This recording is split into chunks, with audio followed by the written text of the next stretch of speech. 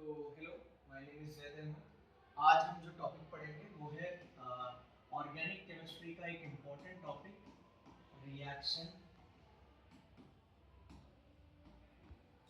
Intermediate.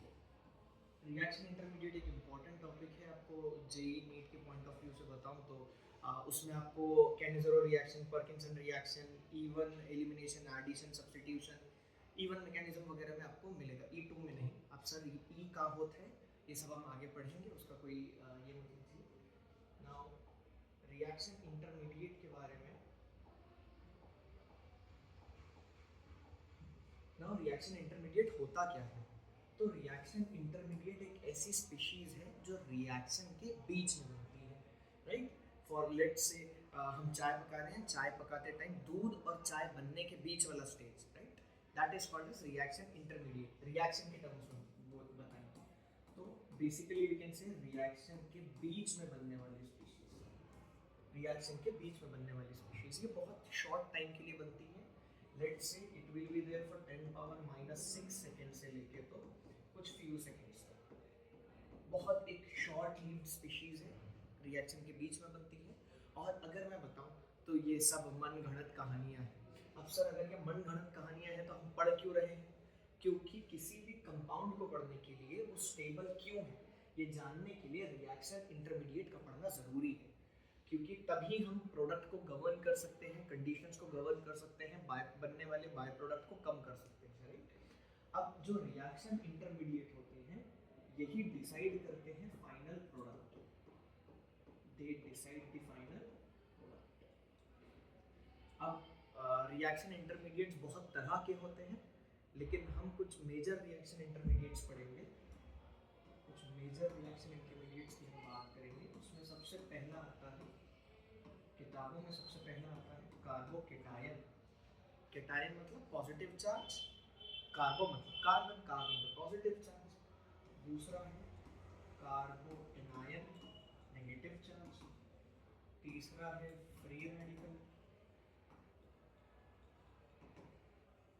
इसके बाद आएगा हमारा carbene, nitrene, benzene etcetera, right. Carbene आ जाएगा, नाइट्रीन आ जाएगा, बेंजीन आ जाएगा। अब द थिंग इज, इंपॉर्टेंट जानने वाली बात ये है कि इसमें हमको सबसे मेजर पढ़ना है अभी कार्बोकेटायन। आज हम डिस्कशन भी कार्बोकेटायन के बारे में करेंगे। Next will be dealing about कार्बोएनायन and free radicals. और ये वाले पे सवाल कम आते हैं बट हम पढ़ेंगे सब। So this was the reaction intermediate. तो चालू करते हैं with our carbocations. This is carbocation, carbon पे पॉजिटिव चार्ज, कार्बोकेटायन। अब सर कार्बोकेटायन आपने बता तो दिया, कार्बोकेटायन बनता कैसे है? तो आइए बनता कैसे है। कार्बोकेटायन ऐसे बनेगा कि एक कार्बन होगा, कार्बन कितने बॉन्ड बनाता है? 4। तो कार्बन से जुड़ा होगा एक एक्स, एक्स वो वाला नहीं, वेरिएबल वाला। सो कार्बन से जुड़ा एक एक्स होगा, X will be an electronegative atom. इसकी इलेक्ट्रोनेगेटिविटी कार्बन से ज्यादा होगी। इलेक्ट्रोनेगेटिविटी मतलब क्या? Ability to attract electrons, right. तो ये क्या करेगा, ये क्या करेगा, कार्बन के इलेक्ट्रॉन्स को,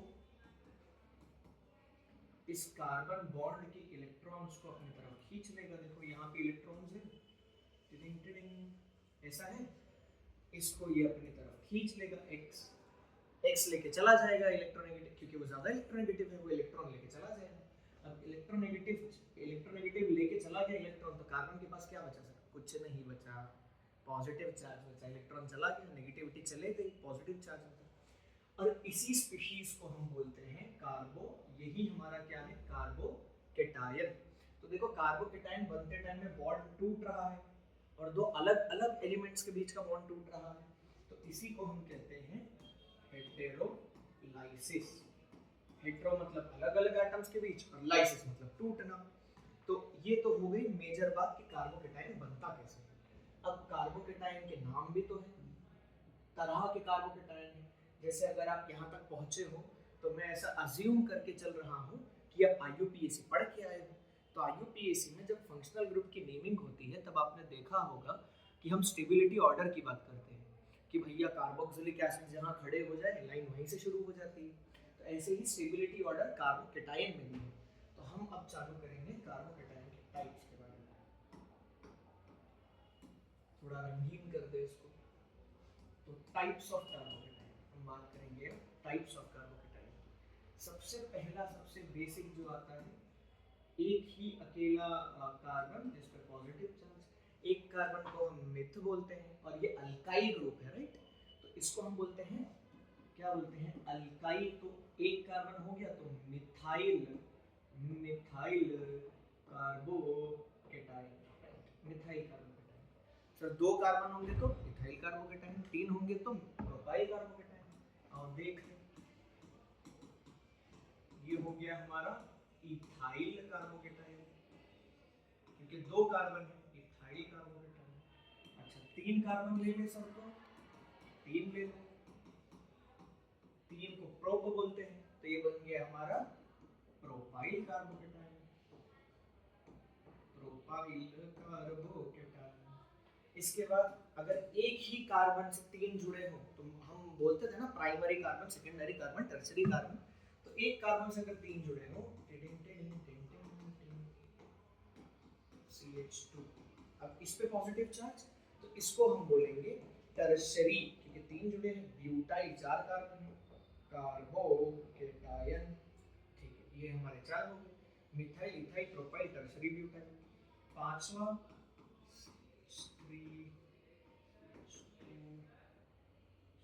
नहीं आएगा यहाँ,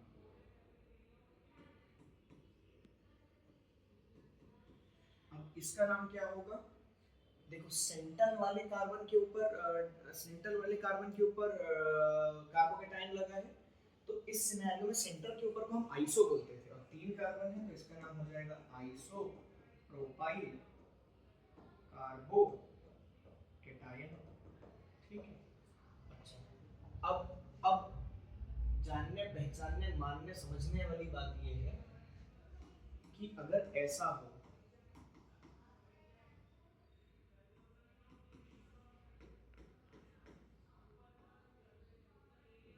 अगर ऐसा सिनेरियो हो कि डबल बॉन्ड वाले कार्बन के जस्ट बगल वाले कार्बन पे कार्बोकेटाइन है ना, देखो डबल वाला कार्बन, उसके डबल बॉन्ड वाला कार्बन, उसके जस्ट बगल वाले कार्बन पे कार्बोकेटाइन है, तो इस सिनेरियो में हम उसको बोलते हैं अलाइल, अलाइल कार्बोकेटाइन। देखो कब होगा, डबल बॉन्ड के जस्ट बगल वाला कार्बन, डबल बॉन्ड के जस्ट बगल वाला कार्बन हो, तो तब हम अलाइल बोलेंगे।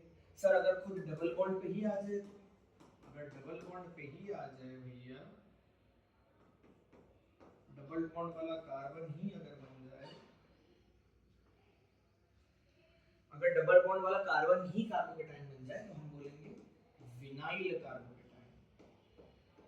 तो ये याद रखना, थ्रू आउट द चैप्टर आपको काम में आएगा कि अगर डबल बॉन्ड के जस्ट बगल वाला है तो अलाइल कार्बोकेटाइन, और डबल बॉन्ड वाला है तो vinyl carbocation. Now this is about the naming, ये था नेमिंग कार्बोकेटाइन का, कार्बोकेटाइन क्या होता है उसके बारे में। अगर हम लोग यहीं पे देख लेंगे कैरेक्टरिस्टिक्स भी, देखो कार्बोकेटाइन क्या होता है, देखिए कार्बोकेटाइन के टाइप्स दिख गए, हम यहीं पे बात कर लेंगे characteristics, characteristics of carbocation, characteristics of carbocation. Characteristics of carbocation क्या होते हैं, तो कार्बोकेटाइन एक शॉर्ट लिव स्पीशीज है, हमने पहले ही बात की है, यहाँ पे देखो 10 पावर -6 सेकंड से फ्यू सेकंड्स तक रहेगा, मनगढ़ंत कहानी है। अब देखो क्या कार्बोकेटाइन यही होता है, हाँ सर यही होता है, इलेक्ट्रॉन कितने, 1 2 3 4 5 6, क्या इसके पास 6 इलेक्ट्रॉन है, हाँ है 6, लेकिन स्टेबल होने के लिए कितने चाहिए, 8 ऑक्टेट चाहिए, तो ये ना कंप्लीट है। 6 इलेक्ट्रॉन्स इन वैलेंस शेल, इसके वैलेंस शेल में कितने इलेक्ट्रॉन है, 6 इलेक्ट्रॉन्स है, मतलब कि सर ये एक इलेक्ट्रॉन डिफिशिएंट स्पीशीज है, ये एक इलेक्ट्रॉन डिफिशिएंट स्पीशीज है, इलेक्ट्रॉन की कमी है ना इसके पास। देखो ऑक्टेट कंप्लीट करने के लिए कितना चाहिए कार्बन को, सर इलेक्ट्रॉन कम क्यों है, कहाँ खो दिए, याद करो, एक इलेक्ट्रोनेगेटिव एक्स आया था, इलेक्ट्रॉन चुरा के भाग गए, राइट। तो 6 electrons in valence shell, electron deficient species है।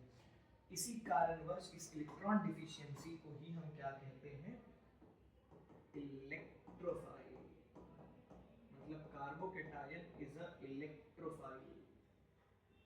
सर इलेक्ट्रोफाइल मतलब क्या? इलेक्ट्रोफाइल मतलब इलेक्ट्रॉन का लवर, राइट? फाइल मतलब लवर, तो ये इलेक्ट्रॉन का लवर है, इसको इलेक्ट्रॉन से प्यार है, लेकिन इनका प्यार बिछड़ चुका है। तो carbocation is a electrophile, right? Electron का लवर है, ठीक, इलेक्ट्रॉन लेना चाहता है। अब इतनी बात कर ही लिए हैं, हाइब्रिडाइजेशन डिस्कस कर लो थोड़ा। What is hybridization of carbocation? Hybridization of carbocation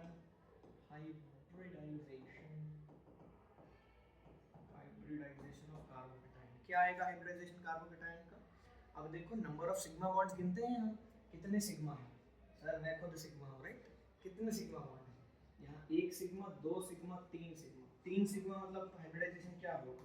sp2 सॉपरडोन। if sp2 what will be the shape?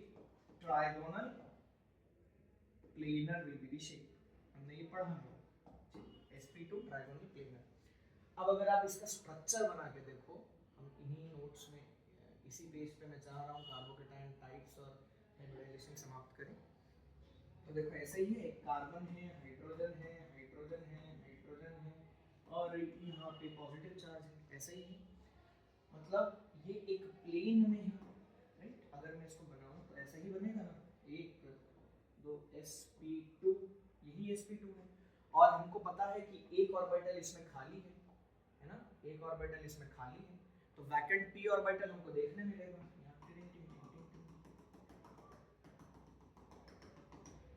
Vacant p orbital देखने मिलेगा। सो इसका और हाइब्रिडाइजेशन याद रखना, ट्राइगोनल प्लेनर होगा, एक हमको यहाँ पे वैकेंट p ऑर्बिटल देखने मिलेगा। और याद रखना जब कार्बन आयन की बारी आएगी, कार्बन आयन में हमें ट्राइगोनल प्लेनर नहीं मिलेगा, क्योंकि उसके ऊपर एक पॉजिटिव चार्ज नहीं होता है, एनायन मतलब उसके ऊपर इलेक्ट्रॉन पेयर बैठा है, तो रिपल्शन होगा तभी पिरामिड बनेगा। खैर जब कार्बन आयन पढ़ेंगे तब हम इन चीज़ों पे बात करेंगे। तो अभी के लिए आप इतना याद रखिएगा। और ट्राइगोनल प्लेनर में हमने पहले भी पढ़ा है, आप लोगों ने पहले भी पढ़ा होगा, बॉन्ड एंगल कितना होता है? बॉन्ड एंगल 120 डिग्रीज का होता है, हर बॉन्ड के बीच बॉन्ड एंगल कितना होगा? 120 डिग्रीज का रिपल्शन होगा उनके बीच में। तो ये कहानी हो गई, एक बार हम वापस से समझ करते हैं। Reaction intermediate, final product, reaction के बीच की स्पीशीज है, 10⁻⁻6 फ्यू सेकंड्स तक बनेगी। Major carbocation, carbon and free radical, तो ये पूरी कहानी याद। स्टॉप इट,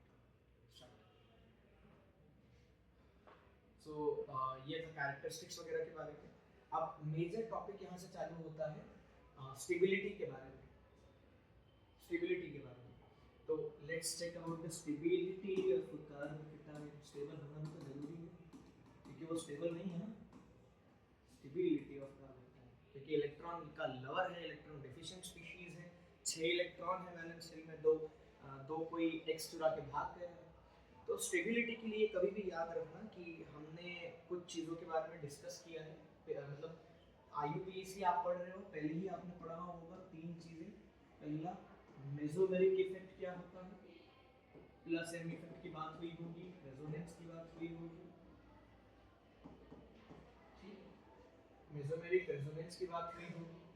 दूसरा हाइपर कॉन्जुगेशन की बात हुई होगी, याद है अल्फा हाइड्रोजन होते थे, रेजोनेंस में टिंग टिंग टिंग टिंग घूमते थे इलेक्ट्रॉन्स, है ना, sigma pi sigma pi sigma pi, hyper conjugation होता था। तीसरा इंडक्टिव इफेक्ट होता था, इंडक्टिव इफेक्ट होता था। तो कभी भी इनको आप याद रखिएगा, कभी भी इनको आप याद रखिएगा कि इनका ऑर्डर क्या होता है। सबसे पहले रेजोनेंस आएगा, उसके बाद स्टेबल हाइपर कॉन्जुगेशन होगा, लीस्ट स्टेबल यहाँ पे हमारे पास इंडक्टिव होगा। तो अभी हम क्वेश्चंस करने वाले हैं, जेई के प्रीवियस क्वेश्चंस भी हैं, बस उसमें आप ये याद रखिएगा, सबसे stable resonance, hyper conjugation, inductive. And according with the questions हम अभी प्लान करते हैं, अभी देखते हैं, तो आपको चीज़ें क्लियर समझने लगेगी, पहचानने लगोगे, तो यू विल बी फैमिलियर। तो इस स्टेबिलिटी हमेशा याद रखना। ये कार्बोकेटायन के बारे में, कार्बो एनायन होते हैं, अलाइल क्या होता है, डबल बॉन्ड के जस्ट बगल वाला, विनाइल क्या होता है, डबल बॉन्ड स्वयं खुद। फिर हमने स्टेबिलिटी की बात की है कि रेजोनेंस सबसे ज़्यादा, उसके बाद में हाइपर कॉन्जुगेशन, और फिर लास्ट में इंडक्टिव की जंग। तो अब हम कुछ नहीं तो हम क्वेश्चन ही चालू करेंगे। लेट्स कंसीडर हमारे पास एक कार्बोकेटायन है जिससे 3 अल्काइल ग्रुप जुड़े हैं, आप बोल सकते हो टर्शियरी कार्बोकेटायन। तो इसको मैं 3 डिग्री बोल सकता हूँ, 3 डिग्री कार्बोकेटायन है मेरे पास में। एक मेरे पास लेट्स से 2 डिग्री कार्बोकेटायन है ना, ये हो गया मेरा 2 डिग्री कार्बोकेटायन। अच्छा, और एक मेरे पास सिर्फ लेट्स से मिथाइल कार्बोकेटायन है,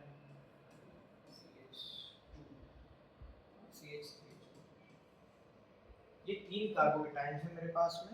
अब आपसे पूछा ये गया है कि बताइए कौन सा कार्बोकेटायन सबसे ज्यादा स्टेबल है। तो सबसे पहले तो हम चेक करते हैं, हमने पढ़ा है सर जी सबसे ज्यादा होता है रेजोनेंस। अब रेजोनेंस क्या होता है, सिग्मा के बगल पे पाई, सिग्मा पाई, सिग्मा पाई। अच्छा, उसके बाद में हाइपर कॉन्जुगेशन हो, याद करो कुछ कुछ हम अल्फा हाइड्रोजन गिनते थे, अल्फा कार्बन अल्फा हाइड्रोजन। उसके बाद में होगा इंडक्टिव इफेक्ट, तो सबसे ज्यादा रेजोनेंस, हाइपर कॉन्जुगेशन, फिर इंडक्टिव। अब रेजोनेंस तो कहीं है ही नहीं, पाई बॉन्ड कहीं है ही नहीं, तो let's check with the hyperconjugation. Carbocation से जुड़ा पहला carbon alpha carbon, alpha carbon से जुड़ा हाइड्रोजन अल्फा हाइड्रोजन, तो 3 3 6 3 9, कितने अल्फा हाइड्रोजन, 9 अल्फा हाइड्रोजन। यहाँ पे गिन लो, कार्बन से जुड़ा पहला कार्बन अल्फा कार्बन, उससे जुड़ा हाइड्रोजन अल्फा हाइड्रोजन, 3 और 3 6 अल्फा हाइड्रोजन। इसमें कितने अल्फा हाइड्रोजन है, इसमें कितने अल्फा हाइड्रोजन नहीं है, सिर्फ इंडक्टिव इफेक्ट दिखेगा, इंडक्टिव भी नहीं दिखेगा वहां पे। अब ध्यान दो, ये तो अल्फा हाइड्रोजन हो गया, इसको इंडक्टिव कितनी जगह से लग रहा है, ये यहाँ से अपना इलेक्ट्रॉन केवल पुश करेगा, ये यहाँ से पुशिंग होगी, ये यहाँ से करेगा, ये यहाँ से करेगा, ये यहाँ से करेगा। इसको 3 जगह से हाइपर कॉन्जुगेशन है, यहाँ 9 अल्फा हाइड्रोजन है, 3 जगह से इंडक्टिव इफेक्ट लग रहा है, यहाँ 2 जगह से इंडक्टिव इफेक्ट लग रहा है। तो ऐसे सिनेरियो में जहाँ पे यहाँ पे तो सीधा सीधा हाइपर कॉन्जुगेशन जीत गया, लेकिन अगर हाइपर कॉन्जुगेशन और इंडक्टिव कभी भी आपको ऐसा लगे कि सेम सिनेरियो हो रहा है, तो याद रखिएगा हाइपर कॉन्जुगेशन ज्यादा स्टेबल होता है, उसका ज्यादा प्रभाव होता है। तो इन दोनों में 9 अल्फा हाइड्रोजन 6 अल्फा हाइड्रोजन, सबसे ज्यादा स्टेबल होगा टर्शियरी टर्शियरी कार्बोकेटायन, 3 डिग्री वाला, 2 डिग्री वाला, फिर हमारा नॉर्मल कार्बोकेटायन। ये हो गया फर्स्ट क्वेश्चन। अब ऐसा ही अगर मैं एक और क्वेश्चन बना दूं कि एक कार्बोकेटायन है, ये आता है जनरली ऐसे क्वेश्चन पूछे जाते हैं, इससे हम एक फिनाइल रिंग जोड़ दें, फिर ई का बना दिया,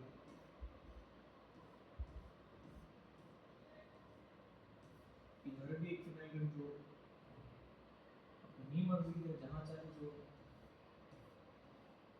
अब इसमें कॉन्जुगेशन भी होगा, रेजोनेंस होगा, इंडक्टिव भी दिखे, देखते हैं। ये हो गया हमारा ए स्ट्रक्चर। बी में लेट से 2 फिनाइल बना दे, अगर 2 फिनाइल बना दे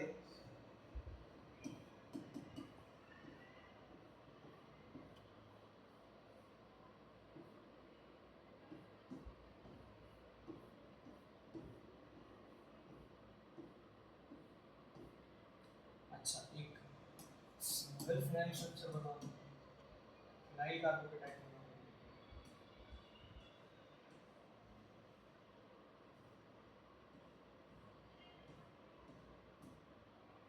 अब इन सब स्ट्रक्चर्स में से सबसे स्टेबल स्ट्रक्चर कौन होगा, बात इसकी चल रही है। तो अब सबसे स्टेबल स्ट्रक्चर हमको पहचानना है। एक तो कार्बोकेटायन, ये भी carbocation, carbocation A B C, 3 structure दे दिया है हमारे पास। हमको बोला ये गया है बताइए कौन सा कार्बोकेटायन सबसे ज्यादा स्टेबल है। ऑर्डर याद रखना है, रेजोनेंस, हाइपर कॉन्जुगेशन और इंडक्टिव। यहाँ देखो बढ़िया से एकदम रेजोनेंस हो रहा है, एकदम मजेदार। यहाँ से ये इधर जाएगा, फिर ये वाला इधर जाएगा, ये वाला इधर जाएगा, पाई इलेक्ट्रॉन्स का डिलोकलाइजेशन होता है ना, यहाँ भी होगा। ये वाला पहले इधर जाएगा, ये वाला इधर जाएगा, ये वाला इधर आएगा, सिमिलरली ये वाला इधर जाएगा, ये वाला इधर जाएगा, ये वाला इधर जाएगा। बढ़िया से एकदम रेजोनेंस हो रहा है, राइट, मजेदार एकदम। तो इसमें कितने रेजोनेटिंग स्ट्रक्चर्स बन रहे हैं, यहाँ पे 1 2 3 और एक पाई बॉन्ड यहाँ कार्बोकेटायन पे आएगा 4 5 6 7 8 9 10 रेजोनेटिंग स्ट्रक्चर्स बन रहे हैं, 10 रेजोनेटिंग स्ट्रक्चर। अच्छा, अब अगर रेजोनेंस मुझको दिख गया तो हाइपर कॉन्जुगेशन और इंडक्टिव निकालने की तो बात ही नहीं है ना, क्योंकि सबसे ज्यादा प्रायोरिटी किसकी है, रेजोनेंस की। और आपने पढ़ा होगा इसी को हम मेसोमेरिक इफेक्ट में भी बोलते हैं, प्लस एम इफेक्ट। तो यहाँ पे 10 रेजोनेटिंग स्ट्रक्चर्स हैं। यहाँ पे कितने हो रहे हैं देखिए, ये इधर जाएगा एक, ये पाई बॉन्ड इधर शिफ्ट करेगा, ये पाई बॉन्ड इधर शिफ्ट करेगा। ये आपने बेंजीन के रेजोनेंस में भी पढ़ा होगा। ऐसे ही यहाँ भी रेजोनेंस होगा बढ़िया से एकदम बेहतरीन, यहाँ भी रेजोनेंस होगा, ये वाला इधर जाएगा, ये वाला इधर जाएगा। कितने रेजोनेंस हो रहे हैं यहाँ पे? 3 3 6 और एक बार इस पे 7 रेजोनेटिंग स्ट्रक्चर्स। और यहाँ पे कितने हो रहे हैं? 3 और 1 4 रेजोनेटिंग स्ट्रक्चर्स। हाइपर कॉन्जुगेशन देखना चाहो हाइपर कॉन्जुगेशन भी देख सकते हो, इंडक्टिव देखना चाहो इंडक्टिव भी देख सकते हो, लेकिन जब जरूरत ही नहीं है, सबसे ज्यादा स्टेबल क्या है?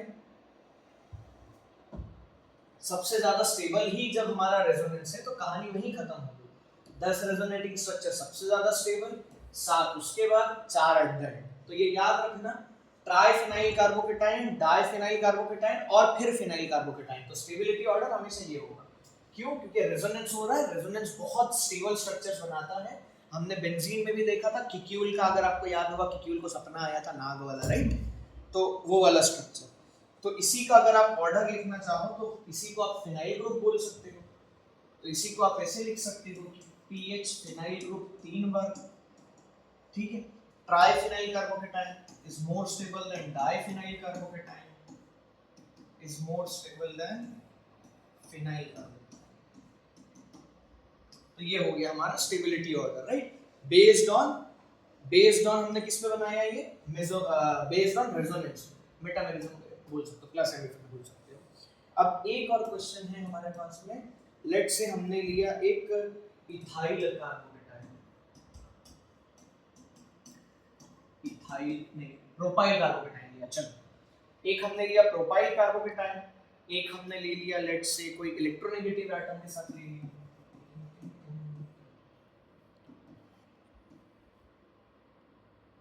अब और क्या लगाएं इस पे? एक हम इस पे कार्बोकेटाइन जोड़ देते हैं। अब देखो ऑक्सीजन के हमको पता है यहाँ वैलेंस इलेक्ट्रॉन टिंग। अब बताओ इन दोनों में से सबसे ज्यादा स्टेबल कौन सा होगा?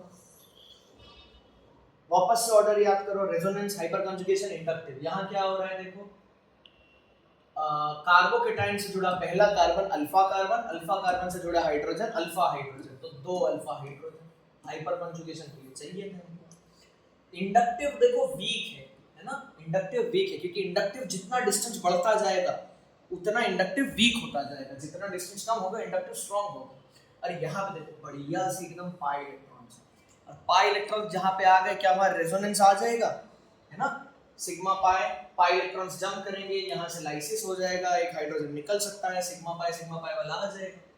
तो अब यहाँ पे क्योंकि रेजोनेंस आ रहा है, तो रेजोनेंस दिख जाए तो धड़ल्ले से मार दो एकदम कि अगर रेजोनेंस है तो वो स्ट्रक्चर, वो वाला कार्बोकेटाइन ज्यादा स्टेबल होगा in comparison to hyperconjugation और इंडक्टिव इफेक्ट्स। अब एक हम अलाइल कार्बोकेटाइन ले लें। अलाइल कार्बोकेटाइन का चेक कर लो, ये एक अलाइल कार्बोकेटाइन है। अलाइल कार्बोकेटाइन क्या था? डबल बॉन्ड से जुड़ा पहला कार्बोकेटाइन अलाइल कार्बोकेटाइन, ठीक है? ये हमने बात की थी। एक अलाइल कार्बोकेटाइन ले लेते हैं और एक प्रोपाइल ले लेते हैं। अभी वापस से सेम क्वेश्चन एक बार हम देखते हैं, ठीक है? अब इन दोनों में से कौन सा स्टेबल होगा? सेम रेजोनेंस वाला, सिग्मा पाई, ये वाला ज्यादा स्टेबल होगा, राइट? सेम स्ट्रक्चर्स आ रहे हैं। अब एक बढ़िया सा हम जेईई मेंस का क्वेश्चन करते हैं, 2013 जेईई मेंस, 2013 जेईई मेंस। इतना जो पढ़ रहे हो एक बार क्वेश्चन का चेक कर लो। लेट से हमने वापस से एक अलाइल कार्बोकेटाइन लिया, अलाइल कार्बोकेटाइन, विनाइल कार्बोकेटाइन। ये कौन सा कार्बोकेटाइन है? विनाइल, क्योंकि कार्बन अगर खुद डबल बॉन्ड से जुड़ा हुआ कार्बन ही कार्बोकेटाइन हो तो हमने पढ़ा था उसको विनाइल कार्बोकेटाइन बोलते हैं। तो लेट से हमारे पास एक विनाइल कार्बोकेटाइन, क्वेश्चन के अकॉर्डिंग एक विनाइल है, एक हमारे पास प्रोपाइल कार्बोकेटाइन, एक प्रोपाइल कार्बोकेटाइन और एक हमारे पास में फिनाइल रिंग दी है, एक यहाँ कार्बोकेटाइन। अब द थिंग इज कौन सा वाला ज्यादा स्टेबल होगा। तो कौन सा वाला ज्यादा स्टेबल होगा, सबसे पहले तो हमको दिख रहा है रेजोनेंस, तो पहली बात तो खत्म हो गई, दो जगह रेजोनेंस दिख रहा है। तो क्या करें, रेजोनेटिंग स्ट्रक्चर्स गिन लो, यहाँ से एक बार यहाँ जाएगा, लेकिन यहाँ कितने रेजोनेटिंग स्ट्रक्चर है, एक बार यहाँ जाएगा, ये यहाँ जाएगा, ये यहाँ आएगा, 1 2 3 और 4, तो यहाँ 4 रेजोनेटिंग स्ट्रक्चर्स बन रहे हैं, राइट। और यहाँ पे क्या हो रहा है, यहाँ पे हाइपर कॉन्जुगेशन दिखेगा, हाइपर कॉन्जुगेशन, पहला carbon alpha hydrogen, 2 alpha hydrogen, inductive भी होगा, प्लस आई इफेक्ट भी दिखेगा हमको, क्योंकि लेकिन क्योंकि प्लस आई इफेक्ट की प्रायोरिटी सबसे कम है, तो हम पहले रेजोनेंस और हाइपर कॉन्जुगेशन करेंगे। और यहाँ भी रेजोनेंस हो रहा है, लेकिन स्ट्रक्चर सी की, हम इसको नाम दे देते हैं ए बी सी, सी की कंपैरिजन में वहां पे रेजोनेंस सबसे कम है, तो आप बोलोगे सर सी सबसे ज्यादा स्टेबल है क्योंकि रेजोनेंस है, उसके बाद ए क्योंकि उसमें थोड़ा कम रेजोनेंस है, और at the end hyper conjugation की वजह से बी, हाइपर कॉन्जुगेशन की वजह से बी होगा। So this is one of the question from JEE Mains, question ही क्वेश्चन। अब एक और कार्बोकेटायन है, वापस से एक और कार्बोकेटायन होगा,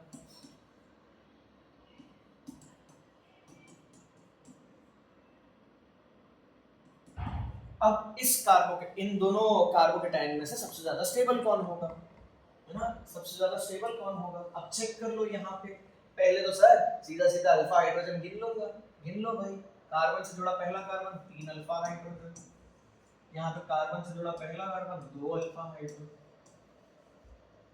बट याद रखो नाइट्रोजन पे लोन पेयर होता है, और लोन पेयर दिख गया तो रेजोनेंस इनटू एक्शन, ये यहाँ से रेजोनेंस आएगा। अब रेजोनेंस आएगा, प्लस एम इफेक्ट आएगा, आपने पढ़ा है यहाँ पे प्लस एम इफेक्ट आएगा, राइट। अब प्लस एम इफेक्ट आ गया, कहानी वहीं खत्म हो गई, structure 2 is more stable then structure 1।